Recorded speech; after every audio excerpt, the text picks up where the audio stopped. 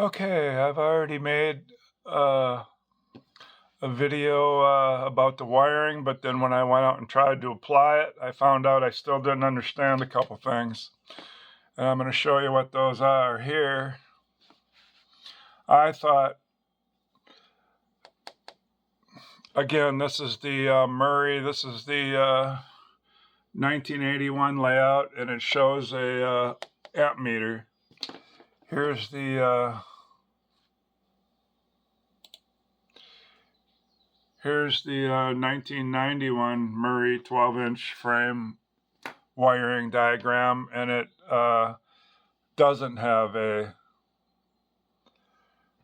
amp meter. That's about the only difference. So I used each one, and I found out this one I made a little clearer because I used these black dots and red dots because this cost me about a half a day outside troubleshooting. I thought I was in the twilight zone because I thought all the sensors went through yellow because this one did, and it ended up here. So I thought the start circuit all went through yellow, just cutting the ground. So if one of these circuits, if one of these sensors from the clutch or the PTO, I put PTO there and I put clutch there. This is you could tell this is the PTO one because if you take out the gas tank, this is part of the steering, and that's right where it sits. So, I mean, I could show you that. Yeah, there's this piece right here, and this screw right here is to hold that sensor down for the PTO. So you can see that as this is the piece that highlights, so that's how you know this is the PTO sensor. This is under the gas tank. The gas tank would be right up here. To get at all this, all you do is remove 4 screws, and you can get at this real easy, and the ignition switch, just from taking 4 screws out and pulling the gas tank out. The gas line is plenty long to let it hang down. Okay, so back here, now you know what this piece is. This is under the gas tank. It's a PTO sensor. I didn't know that when I was chasing ghosts out there trying to see why it wouldn't turn over, and I ended up cleaning every connection with a wire brush and holding it with a vice grips and sandpaper and every method I could. I cleaned every little bolt, and I still couldn't get it to turn over. And I, like I said, I thought all these. In the other video, that's what I preached. I preached that the whole start circuit was just cutting the yellow ground.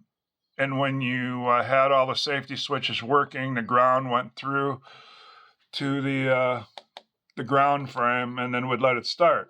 Wrong. So I'm making a new video because that's wrong. And then I used a different system here because they're using 2 different reds. Here's the big battery cable red. I made it a pink-like color, but that should be the same color red as this because that's the way it is on the Moore. But so I used red dots that are the same color. So you can see that's the battery cable to the solenoid, and then it splits on the 2 different terminals. That's why the starter doesn't go all the time, only when you turn the key. And a start circuit tells it to pull the coil in and put a steel plug between these 2 so that this pink battery cable that's red with the large dots, because it's a large cable, comes up to the starter. So that's not where I ran into the trouble. I still didn't. First off, this alternator cable coming off here,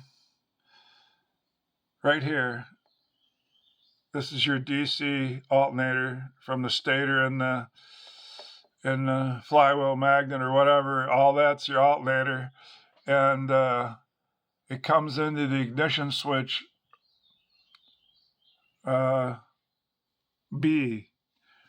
Now it doesn't show it on this one, so let's go to this one. There, I put a B right there. So your alternator coming out of there goes into the B. That's where B on ignition switch goes. And then, again, this is a 12-volt wire, but they didn't make it red because alternator charging, once it leaves the diode, which is a one-way filter, it goes directly to the battery. Now, what I found out on mine, it went to this side of the solenoid instead of the battery side. So somebody at some point had this off and put it back on the wrong side. I questioned this yesterday, and there's no way it could charge because these are split when it's not started. So I switched it to this side. So that's the other red one that should be red. That's a 12-volt black. It goes through the B on the ignition switch. Now look at that mess. That's not helping anybody. But you can see the B and the S is on one side and the M and the L are on one side. But here's how I drew it, where it's real. I'll just bring it up on the computer.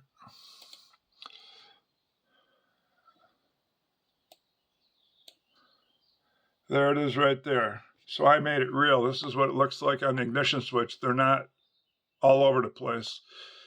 You got your one cube that's off all by itself. That's the ground. Then you got the B where that alternator comes through and goes to the other side of the solenoid by the battery side. And then you got your M. It's supposed to mean magneto, but in this case, that was another thing I had wrong in the other video. It's supposed to be off M, but it's not.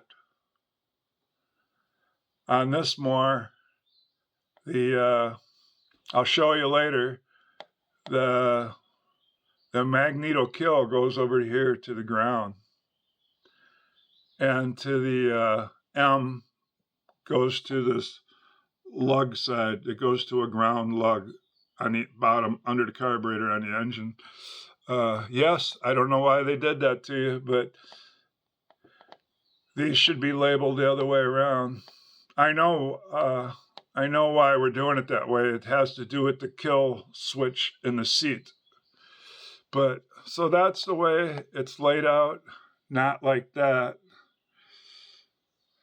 See, they're not above each other. There's two columns. And then the one off to the side. That doesn't show you that unless you can see it. But like I said, it is kind of correct. It's the B and the start are above each other, and the M, a magneto, it's not the magneto though. I still put it here. I'm still going to have to correct it. It's not the magneto. I found that out later the day before yesterday. It's just not corrected yet. So, okay. So there's some explanations that I got out of the way. Now we're going to follow this. And this is the circuit that bothered me, and it bothers everybody. This is, if it doesn't start, you got to right away follow the start circuit. And the start circuit is from the S. It's above the battery one. This is the way it is looking at it from behind your ignition switch. And that's the same way they drew it. So you got this. You see, they marked them here. And here's the harness. And they didn't mark them. So this doesn't help. But this is more in proportion to what I drew up here. It's just then they have no markings. So here's the one off to the side. I think you can see that. Here's the one off to the side. So that's the ground, and I marked it ground. Then remember the one next to it on top is the start. So that's the one you want to find. Yeah, they make this. That's why That's why I had a twilight zone day. I didn't read this right the first time. That's why I'm making a correct video. So there you got your battery. On the other diagram, I put a B there. It's going to say DC source. That's the alternator. That goes to the B, which I didn't write, and it starts where they change from black to red. And so it comes in from the alternator and goes out on the B and goes to the other side of the solenoid. Remember, I had to switch it or it won't charge the battery once it's started, because the circuit would be split and it would only be connected for starting, because this is two circuits. You got your big battery cable circuit, and then you got your little 16 gauge or 18 gauge, whatever it is, 12 volt signal circuit. So back over here, I've explained battery. Now we're going to the start. This is the one everybody wants, because if your more don't start, you got to trace this down. So it's above the B. It comes out right here. That's a black wire. I made it blue. I wouldn't have been screwed up if they made this red, but they're already using red here and here. So then they made this black for this alternator wire coming on, and for this black wire, because this is obviously 12 volt too. So anyway, the start circuit has the black dots. I made it real easy, and I highlighted it blue, even though blue has nothing to do with any wire color. It's just to see it quickly on the diagram. So you got your start circuit. So let's see where it goes first. It goes to the clutch. Now this is an easy one. All I did is unplug the plug underneath, and I beeped it out with my Fluke 83 tester. I put it on the ohm area, and I pressed the button for beep if it's a complete circuit. So it's this right here. So I touched the black and the red, black to this side, red to it doesn't matter, and it beeped. So I knew this was good. So I plugged it back in, unless the wire was bad, so therefore it would be good to hear. Then let's keep following this. Remember, it's got the black dots. This is the start circuit. Then we went up to this one. This is where it got real complicated a little bit until I understood it. That one don't look like this. It looks like this with two pair of these coming out, because it's two circuits in one switch. And with this switch, when you test it, you have to push it in. You have to push that in. That's when you get the beep, okay? It will not beep out, because this is like a light switch on the wall. I turn it on, then it will beep. It's on. Now down here, this switch has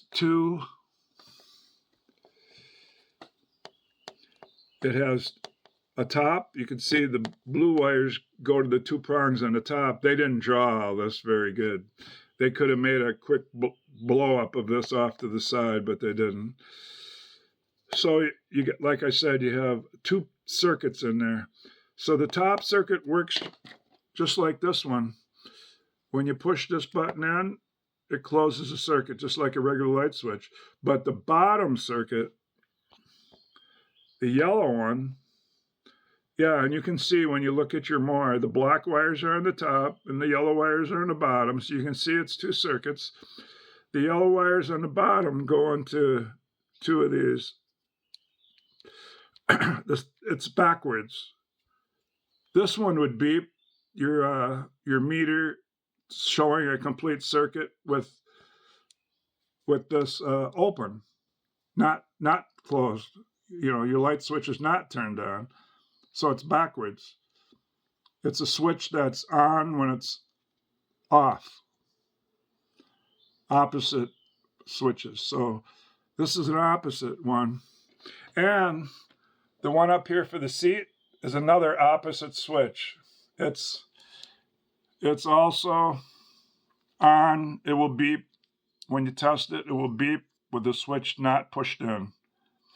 You push it in, it will not beep. That's why it doesn't kill the mower when you're driving it. But you get off the seat, it turns on. That's why they make it that way. Why this bottom one's made that way, you'd have to think about that yourself. But I just know from taking mine off, that's the way it was, so I don't have to think about it. So this is a PTO. So that means when you're mowing,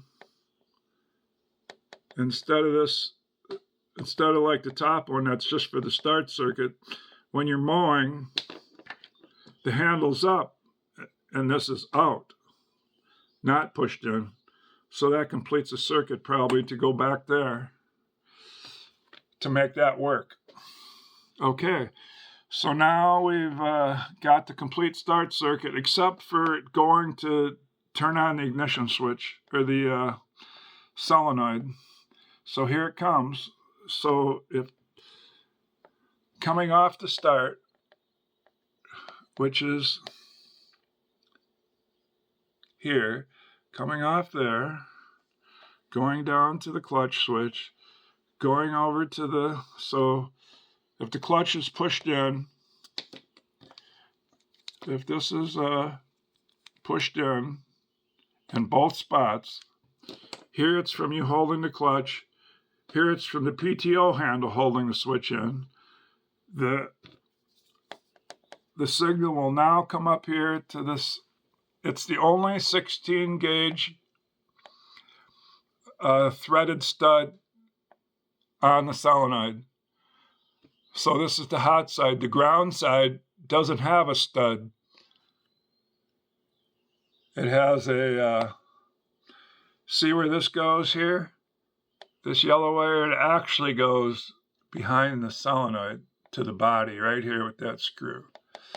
So this over here actually comes up to here. So that acts like the, and I took it all off. The factory didn't even clean the paint off that. I tried a little bit. It's hard to get a wire brush in there unless I took both these screws out, and I only took one side out and then pushed it down a little. But I guess when the bolt's tight enough, because the factory put it that way, they didn't take the paint off. So it's still got a ground. If it worked for the factory, works for me. So here's the end of that start circuit. It comes up here to the hot side. I only got talking about this because solenoid usually has two 16 gauge studs sticking up for your wiring, bolt down clip, crimp thing. So it only has one. The wire here just goes behind it. That way don't need a second one. So I never even realized mine actually would turn over until I pulled all these off and tested them. And then I took every single thing off, like I said, and cleaned it all up. New batteries, all, and on mine, my new seat's in the garage. I haven't put it on yet. So on mine, I had these two wires soldered together, but when I found out you want it open, remember this works backwards. You want it open when you're pushing it down, and when you get up, all I know is I can't see the switch. It doesn't. They don't look like these. But all I know is it's when you're mowing, it's closed. So, and then when you get up, it's open. But then they work opposite. So closed. Well, I wish I had one of these in my hand, but either way, this isn't going to do anything for me because my ignition switch wire, Okay, now we got to get to where I said these are backwards. These are backwards. Just don't really get one from the magneto. That goes over there, and this goes over here. Let's follow that. And the reason it's wired this way is so that it's all to do with the seat switch. But since I'm missing mine for now, it's on my new seat, but I haven't switched it yet. So at first I soldered these two together, and then I thought,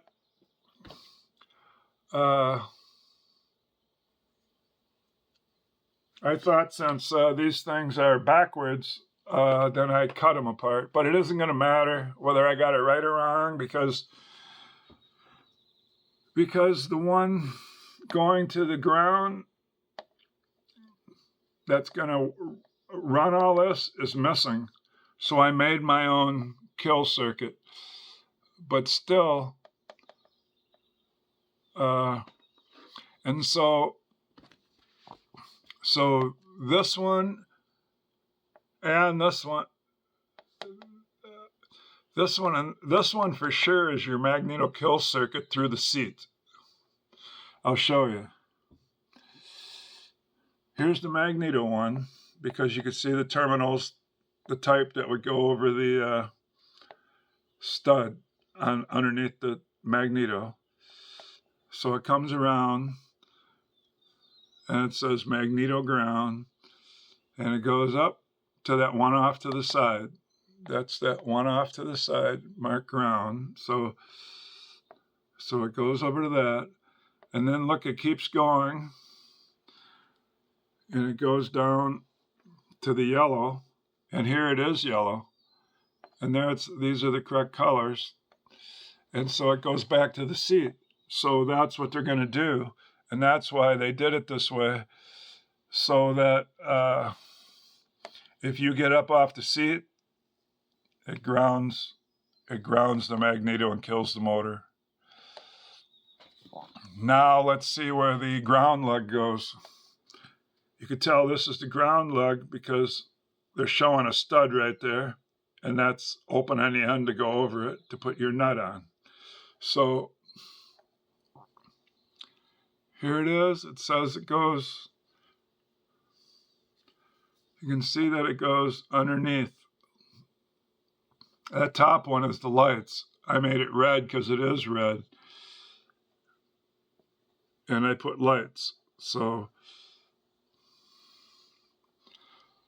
that's what's on top, L for lights. So you can see that this ground lug is truly going to the bottom. The two cubes on the right side, it's going to the bottom cube, and that's marked M. So it's not getting the magneto. If only these were marked and this was a bigger picture, I would have seen that right away. So there's the bottom one, M, bottom one over here, not marked.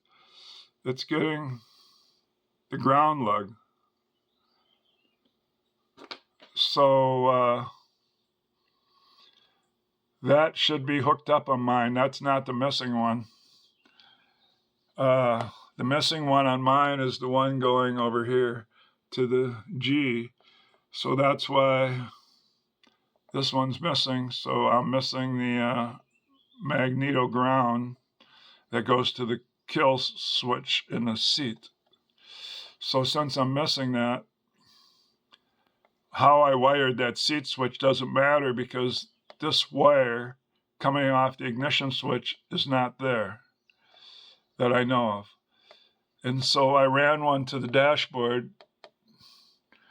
I ran another wire to this ground lug, and then I ran one from the magneto and put it in the dash. That's how I'm going to kill it. So when I have it running, that toggle switch should be on off. When I want to kill it, I put it on. And then when I start tomorrow, the next day, or the next week, next year, I got to have that toggle switch down on off to get it to start. If I forget, it could cause me a problem. So that's all the wires. Yeah, we went over that the solenoid's 2 circuits. We went over that this PTO switch is 2 circuits.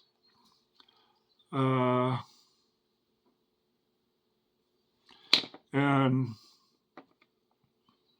then the ignition switch, I ordered one, a new one.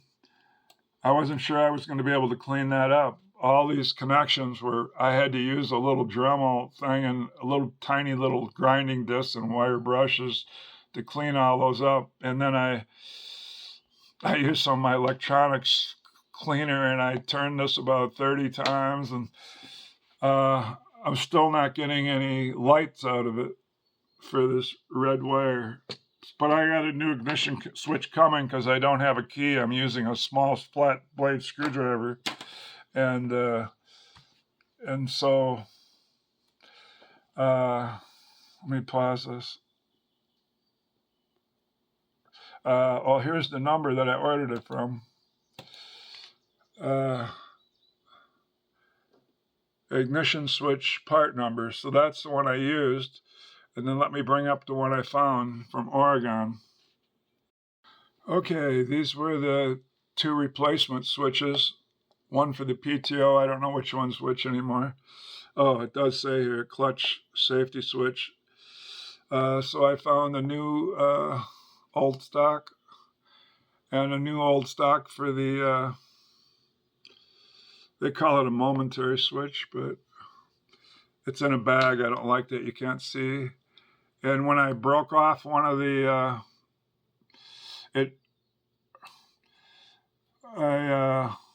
I broke off one of those connectors, and they're not really these type, but these fit tight, but they won't stay in your little cube very good. And I'm not sure if I used a blue, red, or yellow. I forgot. But I fixed that.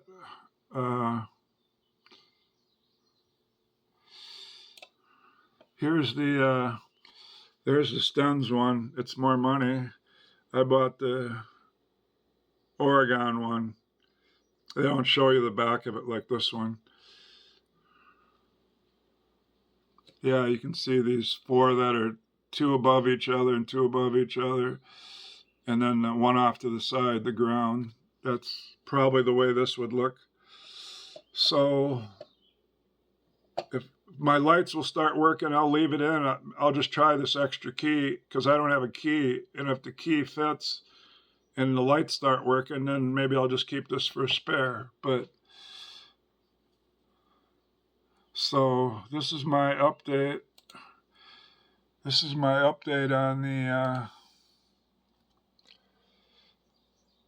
on the wiring, because I looked like a fool out there because at first I thought all the start circuit was yellow. I thought they were all just grounds, but it does send 12 volts through here, and you can definitely measure it.